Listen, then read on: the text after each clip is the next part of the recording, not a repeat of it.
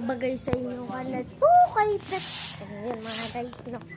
At ito, what's up sa inyo? Tuturuan ko kayo kung paano mag-build ng mga tari ng manok. So, wala na dito yung manok natin dahil nilipat natin dahil nagkasakit nga siya dahil umiinom siya sa pitak.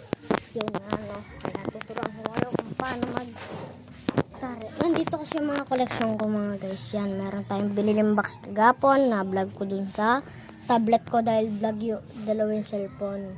Yan. At kukunin na natin yung tare mga guys, no. Isasandal lang natin sa konto. At kukunin na natin ito at saka yung tindor mga guys.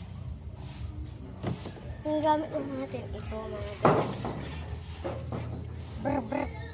Teka lang, sama pa tali. Dahil kasi kaya may tali ako guys, extra. Para kasi bibili ako ng manok na native. Bili tayo, kulay siyang gold. Sa mga guys, ilalaban natin.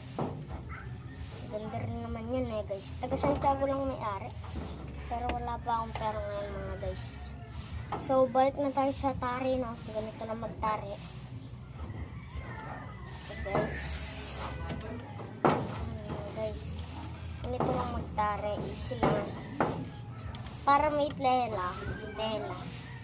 Para hindi masaktan ang paa ng manok mga guys, no? Paalala lang, ingat po sa mga nagtatari dyan. Kasi hindi pa matilis yung tali ko. Kasi wala pa akong grinder. Ito naman may grinder to mga guys, pero wala pa akong papag-grinder ko pa lang. So ito na, no, patapos na rin natin yung tari. Yan mga guys.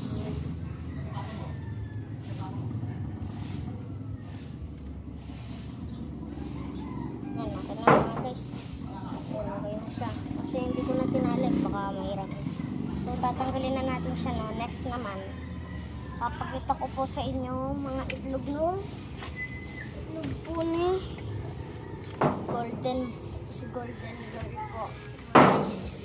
Dahil umitlog na po siya, ano na po yung itlog niya, papakita ko sa inyo mga guys. Palahi po ni, ayun, nangitlog. Palahi po ni Whitey mga guys. Ito, nangitlog po siya ngayon. So, ayan po natin. May itlog nga po siya mga guys. Naabutan pa natin mga guys. Madadali itong mga sisiw natin dahil meron pong pusa doon, no. Papakita ko po sa inyo kung nasan si